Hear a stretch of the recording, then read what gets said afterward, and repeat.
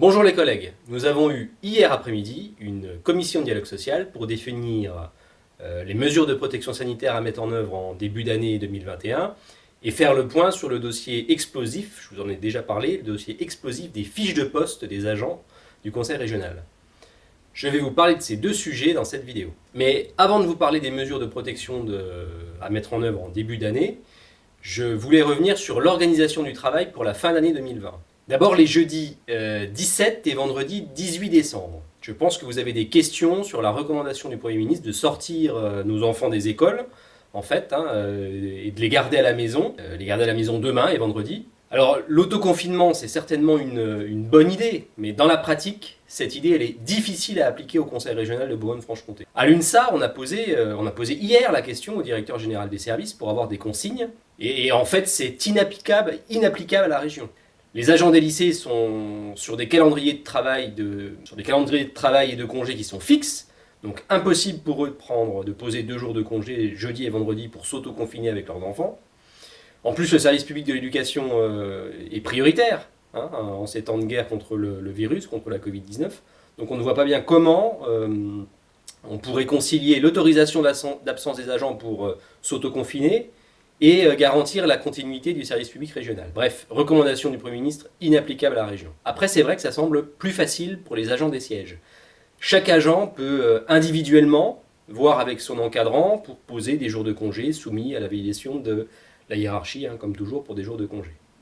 Mais pas certain au final que ça fonctionne très bien au Conseil régional, cet auto-isolement préconisé par le Premier ministre. Après avoir parlé des jeudis 17 et vendredi 18 décembre, un rappel aussi sur les 2 dernières semaines de l'année, jusqu'au 31 décembre.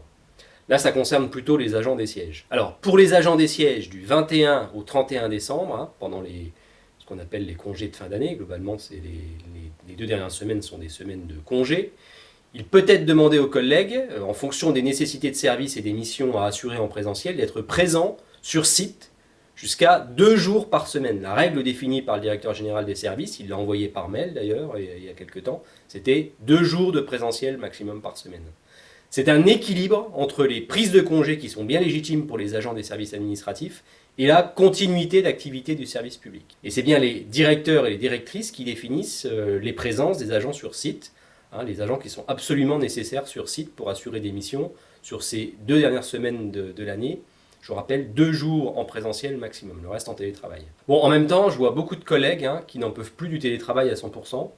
Et pas plus tard que ce matin, j'avais une bonne collègue qui me disait qu'elle aussi, elle était épuisée par ce mode de télétravail à 100%, et qu'elle avait hâte de revenir au bureau pour retrouver ses collègues, et puis quelque part retrouver une cohésion d'équipe. Et vous voyez comme moi passer des études sur le sujet, par exemple selon une enquête du cabinet Empreinte Humaine, c'est un cabinet spécialisé dans la prévention des risques psychosociaux au travail. Bien, cette enquête sur l'état psychologique menée sur 2000 salariés, c'était fin octobre, elle nous dresse un tableau préoccupant. 49% des salariés se déclarent en détresse psychologique.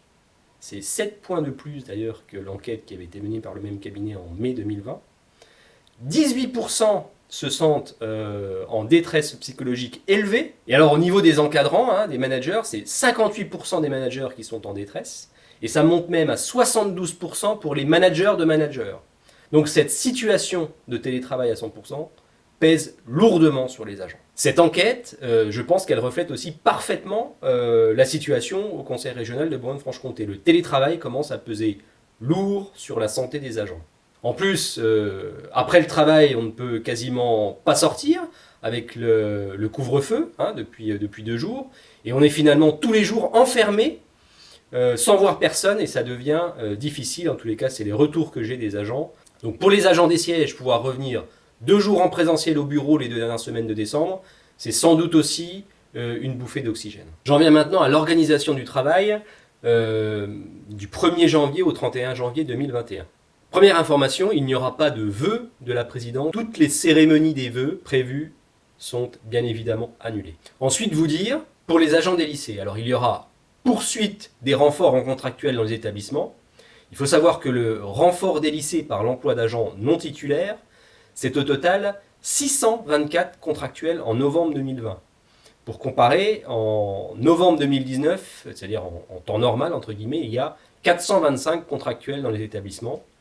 Donc on a actuellement 200 contractuels supplémentaires, on va dire Covid-19 dans les lycées, pour remplacer les agents malades, les agents vulnérables, ou renforcer l'application du protocole sanitaire. Autre information à vous donner, les agents contractuels en remplacement, embauchés en remplacement d'agents vulnérables à la Covid-19, seront maintenus jusqu'aux vacances de février. Idem, les agents vulnérables, selon toute logique, restent en ASA, en sécurité, jusqu'aux vacances de février 2021, le 5 février 2021. Des informations maintenant sur les mesures applicables en janvier 2021 pour les agents des sièges. Eh bien là, il s'agit de maintenir le télétravail généralisé en janvier 2021 pour tous les agents. Mais le directeur général des services hier a annoncé qu'il y avait autorisation pour les agents qui le souhaitent d'être présents 2 jours par semaine en présentiel au bureau. Également, le plan de continuité d'activité, c'est-à-dire les agents dont la présence physique est requise sur poste, est indispensable sur poste,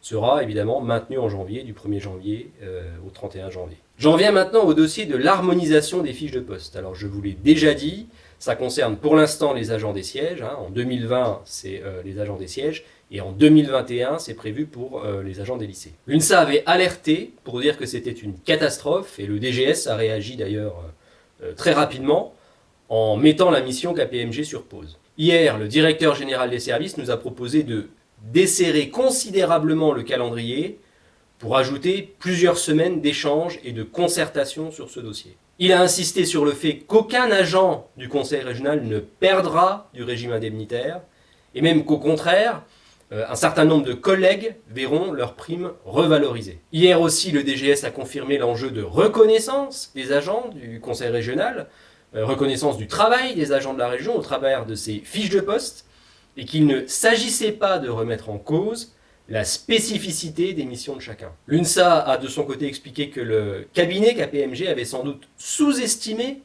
l'importance des fiches de poste pour les agents. Pour l'UNSA, elles sont capitales parce qu'elles sont le reflet de l'agent.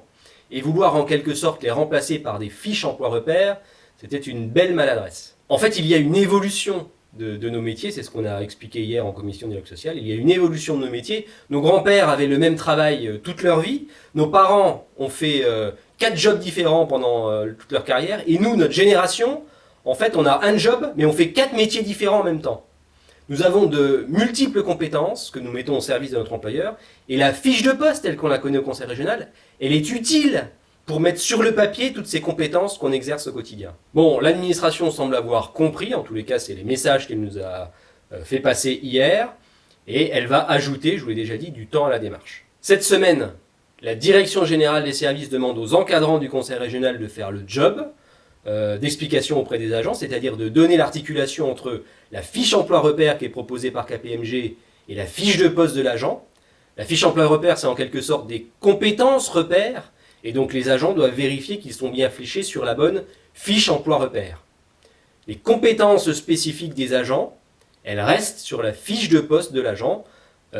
Elles n'ont pas besoin de figurer sur la fiche emploi-repère. Ensuite, il est décidé que la phase contradictoire avec KPMG passera, c'était prévu une semaine de phase contradictoire, ça passe à 1 mois avec une fin prévue le 18 janvier 2021. Et pendant cette phase contradictoire, après l'explication des encadrants, les agents doivent dire à KPMG s'ils confirment bien qu'ils retrouvent leurs grandes compétences dans la fiche emploi-repère, si c'est bon ce qui est proposé.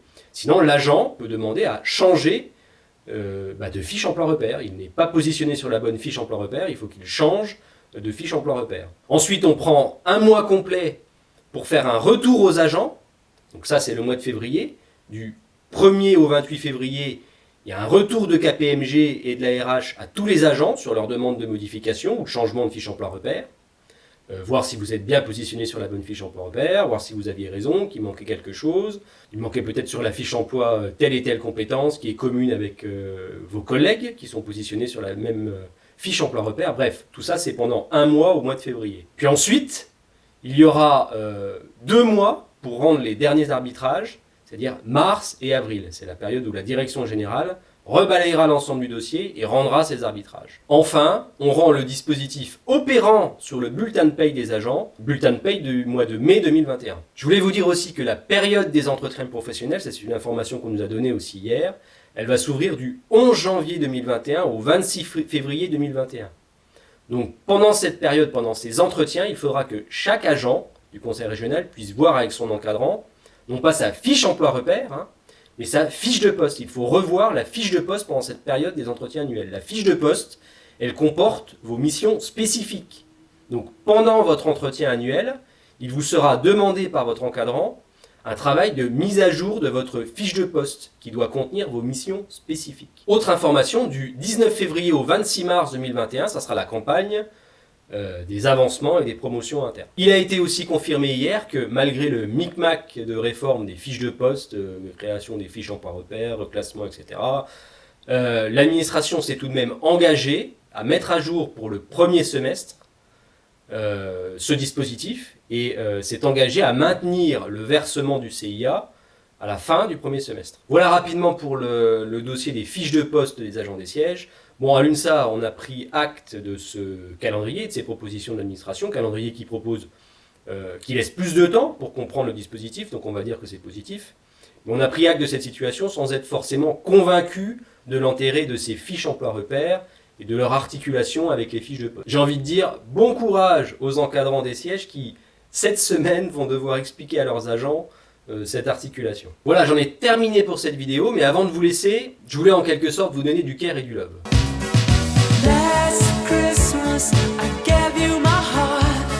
On souffre tous de la période. Les agents des sièges avec le télétravail à 100% qui les isole et qui crée des troubles inquiétants d'ailleurs chez les collègues. Les agents mobilisés dans les plans de continuité qui sont en présentiel sur les sites du conseil régional tous les jours. Les agents des lycées qui tiennent le service public régional de l'éducation et c'est grâce à eux que le service public régional de l'éducation tient au conseil régional. Donc à tous ces collègues, vous dire qu'on n'a pas touché la grosse moula en fin d'année, pas de prime Covid en 2020, le sujet est remis à l'ordre du jour de 2021. Mais notre reconnaissance à nous, si elle n'est pas financière, notre reconnaissance c'est quand même la fierté de tenir notre collectivité et de tenir les services publics à un haut niveau. Et malgré la crise, sur tous les domaines d'intervention du conseil régional, même si l'année 2020 a été très difficile, nous avons été collectivement, moi c'est ce que j'ai vu, nous avons été collectivement au top. Et moi je vois, dans mon activité syndicale, j'ai contact avec beaucoup de collègues, d'autres collectivités locales, d'autres grandes entreprises aussi, et je peux vous dire qu'on a quand même fait au conseil régional un sacré boulot en 2020, malgré la crise. D'ailleurs, ce petit message de remerciement, c'est pas un message de fin d'année, je ferai d'autres vidéos, mais ce petit message de remerciement, il s'adresse aussi aux représentants de l'administration. Il s'adresse à tous les collègues du conseil régional. Hier, sauf urgence, c'était notre dernière réunion de dialogue social au conseil régional. Alors je profite de ce message de care et de love pour dire aux représentants de l'administration qu'on les secoue un peu à l'UNSA, on les challenge pas mal quand même. On fait le job en même temps. Mais je peux vous assurer que dans les instances de dialogue social, on a un bon niveau de dialogue social au conseil régional. On n'est pas toujours d'accord sur tous les sujets, on n'est pas toujours d'accord sur les décisions qui sont prises, mais nos interlocuteurs au RH et à la direction générale sont sérieux et efficaces.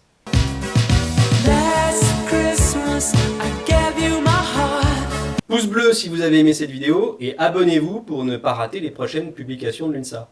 A bientôt!